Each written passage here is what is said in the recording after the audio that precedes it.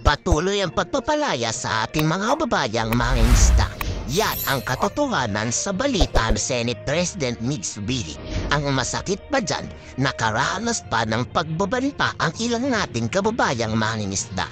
At pag hindi umalis sa West Philippine Sea, ay aarestuin na lang at ikukulong raw sila sa China. English yun. Kaya pinapaalis kami. Sabi na, Filipino fisherman, move out. You cannot move out. You under arrest. Kinabahan din. Alis na lang kami. Tapos sinusundan din kami hanggang sa 30 milahib. Habang tumatagal raw, ay mas lalong nagiging agresibo ang China Coast Guard. Talagang palala ng palala raw ang sitwasyon doon. Sa kalooban namin dahil sa sarili namin pangingisda. Kami parito tinatabi kami doon. Saka maraming mga Chinese vessel doon. Hindi kayo nakapangisda doon dahil nga doon sa kita ka doon pag lumapit ka doon may malapit sa bukana. May baka pa doon nakaangkorahe sa loob.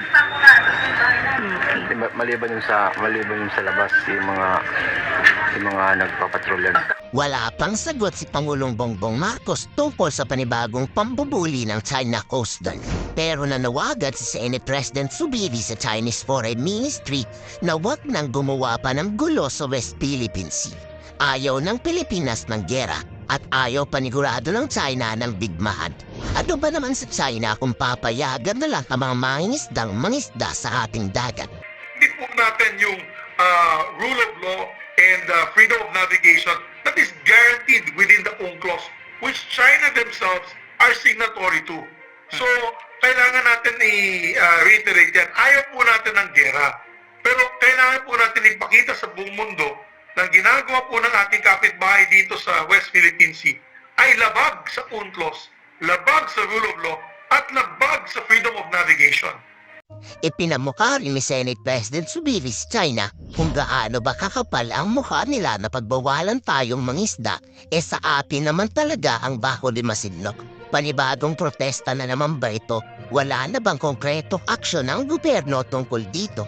Filipino fishermen going with their outriggers to these areas, sasabihin kaagad ng Chinese Coast Guard na umalis kayo dyan dahil hindi po teritoryo ng Pilipinas yan. Amin yan. And you're now violating our laws on the ownership of this ownership of this particular area. They're violating. In other words, nagka-trespassing daw po tayo sa sarili nating West Philippine Sea, sa sarili nating coastal areas. So, yan po ang nagkakaproblema. They don't follow what you call freedom of navigation. If they only allowed our ships to go to and fro ayungin shows na walang harassment, hindi po sila nag-water cannon, hindi po sila nagbabangga ng mga barko natin, at hinahayaan lang po nila ang ating mangingisda na mangisda dyan. Maski na sino po, Malaysians, Vietnamese, pati Chinese fishermen to fish together in these areas, then we won't have a problem. Their problem is, they're claiming it as their own koi pond. Parang kanilang pond daw yan, kanilang teritoryo yan.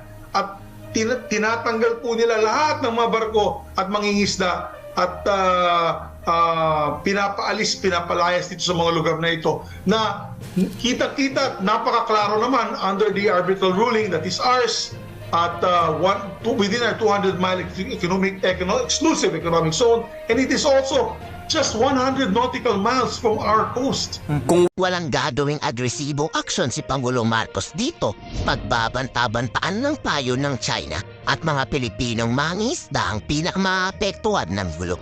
Kayo, ano ba ang dapat gawin ni PBBM patungkol sa pambubuli pa rin ng China? Ikomento sa baba ang saloobin.